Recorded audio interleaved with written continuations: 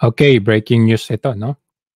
Ito na naman, merong balita naman, nagpaabot ng balita, confidential information kay Maharlika. Pakinggan natin. Alarming ito alarming. After nung prayer rally na yon, ito na yung wrath, ano bang tawag doon? Ang pagbabalik, retaliation ng Philippine President na si Lisa Smugs. So lahat ng napicturan doon o lahat ay gustong ipa-identify ni Lisa Ahas Araneta Smugs. Okay? Lahat ng mga personalidad doon sa Davao ay ipapa-pull out at itatapon sa mga malalayong lugar o ipo-floating nila. Nakita nyo kung gaano kahayop itong buwaka ng inang babaeng ito? Sinasabi ko sa'yo. At dyan sa mga kakamping o at ang mga dilawan na nandiyan ngayon na nakikinig, okay, mamaya mawiwindang kayo sa mga susunod na sasabihin ko sa inyo. So, sino ang mga kasabot ni Lisa Smugs? Si Zaldico, okay, na head ng appropriation ng budget, okay, dyan sa Pilipinas, ay sa Congress. Si Zaldico at itong si Langka, sila, okay, dalawa ang inatasan ayon sa Puting Ahas ni Romualdez at ni Lisa na pondohan. Pondohan ang lahat kasama ang mensa media, kasama ang mga vloggers para sirain not only yung mga kapulisan, mga personalities doon sa Davao Rally at lahat ng mga naka-aligned sa Duterte. Not only sa Davao Rally, lahat ng mga personality, kasama ako, kasama si Glenn Chong, kasama si Atty. Vic, si Harry Roque, si Ungab, si Arellano, yung mga nagsalita doon, lahat tayo mga palangga. Gagamitin daw nila ang lahat ng power ng gobyerno at pera ng PCSO, ang pera ng bayan, para tayo lahat ay itumba, whatever, you know, ano yung interpretation ng itumba, pwedeng gurgur, pwedeng itumba lahat ang mga page natin. Ako, natumba na. Itumba, tingnan nyo nga si Banat Bay. Tingnan nyo si Banat Bay. Ito. Kung nararapat ba na gumawa ako ng video just in case may mangyari. Ganito po kasi kwento nun. Nung panahon na tayo po ay nagdi-discuss patungkol po kay una kay Bantag, meron na po akong natatanggap na threat through emails, texts, and calls. Sinasabing wag mo ituloy yan kung ayaw mo sumunod kay Percy Lapid. Percy Lapid. Alam nyo, yung time na yun, syempre, alam mo naman tayo, ang mga threats, hindi naman po natin ganun kiniseryoso. Although I was advised by my father na take caution. Dahil nga, utos daw ito ng kanilang isa sa mga boss. Hindi ko na lang po papangalanan kung sino po ito. Pero alam ko namang may idea na kayo. Oo naman. Alam mo, hindi na biro, nagtanong-tanong na ako kasi gawain po talaga ng iba yan, ng mga ibang tiwaling. Hindi ho lahat ng confidential agent tiwali. Ako po ay naniniwala pa rin po sa ahensya, sa NBI. Okay. So, panoorin nyo na lang yan, ang full niyan kay Banat Bay. Ang summary niyan is yung threat na sa kanya, which is parang hindi masyadong seryoso noon, seryoso na ngayon. Which is tama yung impormasyon na ipinarating kay Maharlika, na talagang titreten nila, ipapagurgur nila regardless kung paano nila gagawin yun. So ituloy natin kay Maharlika. So gagawin ni Lisa, ni Tambaluslos at ni Kuting. Si Kuting sunod-sunuran lang yan. Para po lahat tayo, men in uniform, dyan sa Davao, para sindakin, takutin, at anuhin ang inyong mga trabaho. Okay? Naalala ko, isusulat ko lang, mga palangga. Okay? Ngayon, yan po ang utos ngayon. Ang pera ng Kongreso, ang pera ng PCSO, ang pera ng bayan ay gagamitin nila para sindakin, para gipitin tayong lahat. Lalo na po ang mga visible na mga kapulisan doon sa Davao Rally. Papayagan nyo pang gagawin ang buwaka ng inang butod na ito. Ito po ang tawagin nating Grabe, dinamay pati yung mga pulis na nagbantay ng rally. 'Di ba trabaho nila yun, nagampanan yun, peace and order. Butod-led ops. Kung may black ops, ito ay butod-led ops kasi si Butod ang sindakin tayong lahat para po tayo ay tumiklop. Lahat at manahimik na lang. Kaya maghanda-handa, lalo na nakarating sa akin, maghanda-handa daw si Attorney Glenn Chong kasama dito. Even lahat si Attorney Vic, Spoke Sari Roque, maghanda-handa ka. Dahil gagawin nila lahat, gamitin nila lahat ang pera ng taong bayan para po sa ating lahat. At ang leader nito, okay, sa butod-led op na ito, mga palangga, walang iba, isa pa, na dagdag dito ay si Bernard Peralta. Peralta. Bernard Peralta ay kasama sa kanilang gigipit. Alam na natin na everyday nagigipit sila. Pero ito po, dahil galit na galit, okay? Miss Maharlika, dahil galit na galit sila kay Duterte ngayon at sa pamilyang Duterte, gagawin nila lahat. Yun ay utos ni Lisa Smugs, pa nga dito nakalagay, Lisa Butod Smugs, ay sisirain nila ang mga Duterte. And even men in uniform na lahat na nandoon sa Davao Rally. Okay? At ito po ay gagantihan nila isa-isa at sisirain nila ang mga taong ito at sisirain nila ang mga trabaho. Alright? Grabe. Ngayon, ito pa ang plano nila, mga palangga. Dahil nga nataranta sila, dahil bagsak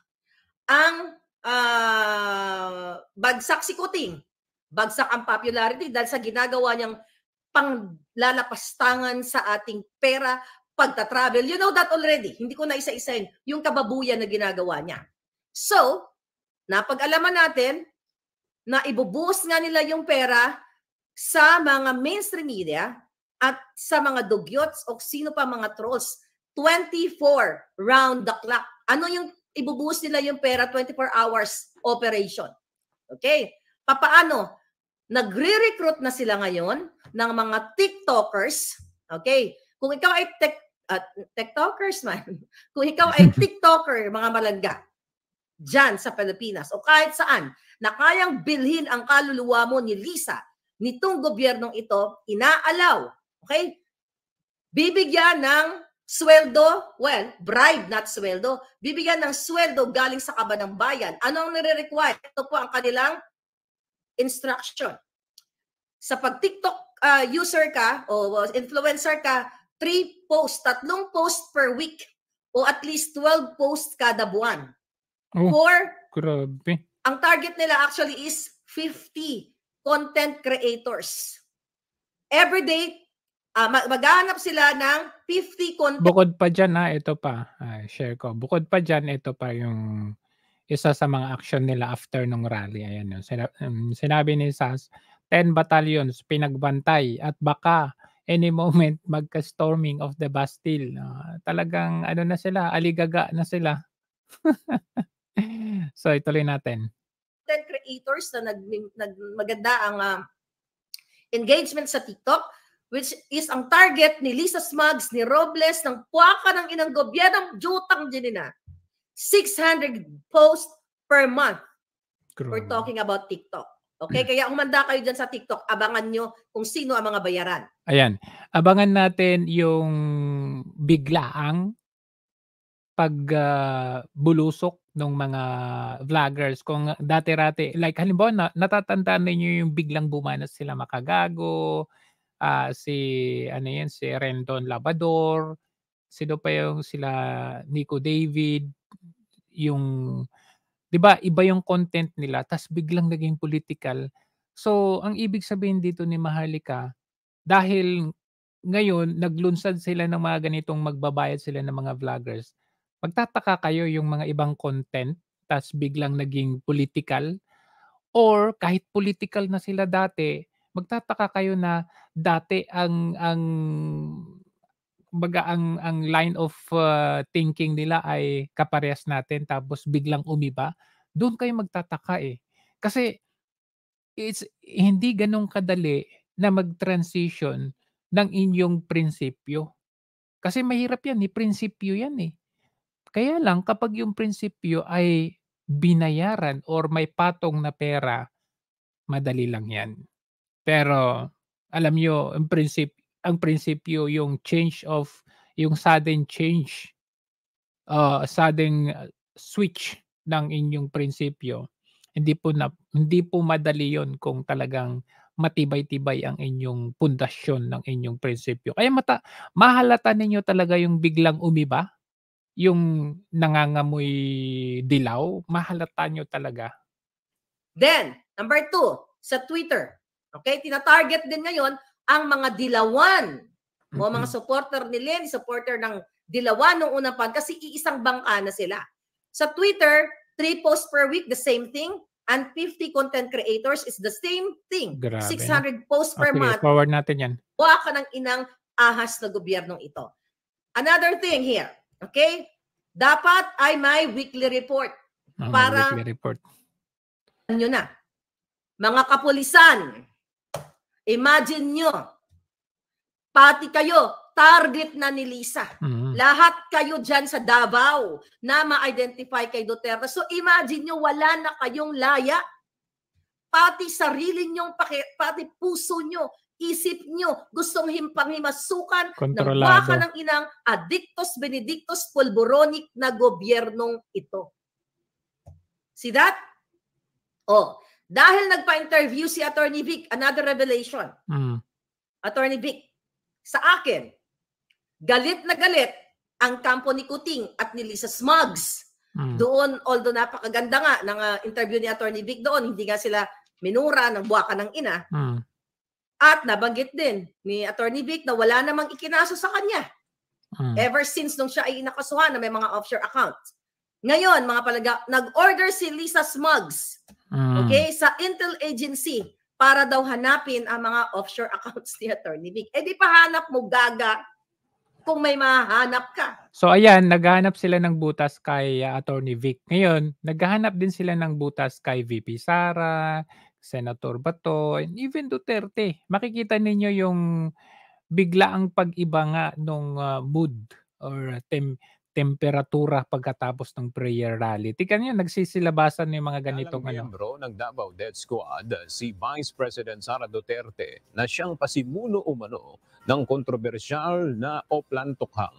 Sa isang panayam sa media kahapon, humarap si retired Davao Police Officer Arturo Las Cañas. Diba? Biglang lumabas yan. Alam na natin, basta may mga biglang sibol, biglang lumabas na ganyan. Halata na natin. Na dati umanong hitman ng Davao Death Squad. Aniya, nagpasimula ang plano ng Vice Presidente noong ito pa ang nakatalagang mayor ng Davao City. Katuwang umano noon ni VP Sara, si dating Davao City Police Chief at ngayon ay si Senator Ronald Bato de la Rosa. Sa pagtaya ni Las Cañas, aabot umano sa nasa 3,000. Diba? Sa ibang ganun din. Ganun din yung balita. Dito kay de la Rosa. Squad member na si dating Davao Senior Police Officer Arturo Las Cañas na bangkain ang kaso laban sa kanila ni VP Sara Duterte. Sa isang mensahe, sinabi ni Senator Bato na kung talagang may malakas sa ebidensya si Las Cañas sa sinasabing pagsasabwatan nila ng Vice Presidente sa Oplan Tokhang, mainam na sa korte na niya ito ipresenta. Inakasuhan ni Las Cañas, sina VP Sara at Senator De La Rosa na umano'y pasimuno ng Oplan Tokhang sa panahon ng kanilang panunungkulan noon sa Davao City. Sa kanyang pahayag kahapon, iginiit ni Senator Bato na malinis ang kanyang konsensya at ayaw na umano niyang patulan pa ang mga paratang ni Las Cañas. Ito naman sabi ni itong debate sa testigo at mga tao na nakapalikod sa kanya. Mag-file kayo ng kasong murder laban sa akin dito sa Pilipinas. Mag-file kayo ng kasong murder laban sa akin Ito ang matapang na pahayag ni Vice President Sara. So, nakita nyo talaga basically yung reaction, yung retaliation nung administrasyon ngayon pagkatapos nung mga pronouncement ni PRRD. Talagang makikita ninyo yung rapt, yung talagang bagsik nitong si Lisa administrasyon nito. Ituloy natin dito kay bilang pagtatapos. Dahil si Lisa, walang tangina, ako lang, dadagdagan ko lang. Yung buwakang inang Lisa na yan, na butod na yan, ay insecure sa akin. Dahil ang usapan dyan, nung pinuportahan ni Amy yung kapatid niya, silang dalawa ang magtatandem to run the government, not si Lisa Smugs. Pero dahil mas... Naalala ko ngayon nung katatapos nung election, kung saan sinabi ni Senator Amy na siya yung nag-proclaim ng sarili niya na special ate to the president. Tapos biglang toings, nawala. Mastuso si Lisa. Mastuso. Maaga pa lang ay ineject na si kay Lenny. Ang dami nila dyan. Bakit tahimik sila? Ibig sabihin, nung time lang na during the campaign sila maingay kasi what? Maybe they are bayad dahil may talent fee sila.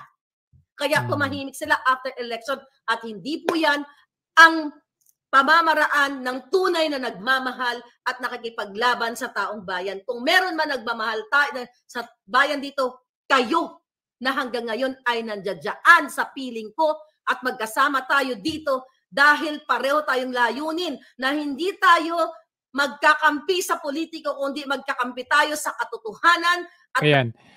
So bilang pagtatapos, sa-summarize natin na naghihiganti. May planong maghiganti itong si Lisa Smugs doon sa mga nag-attend doon sa rally. Including kasama yung mga uniform personnel natin, no? Yung mga nandun na nagbantay.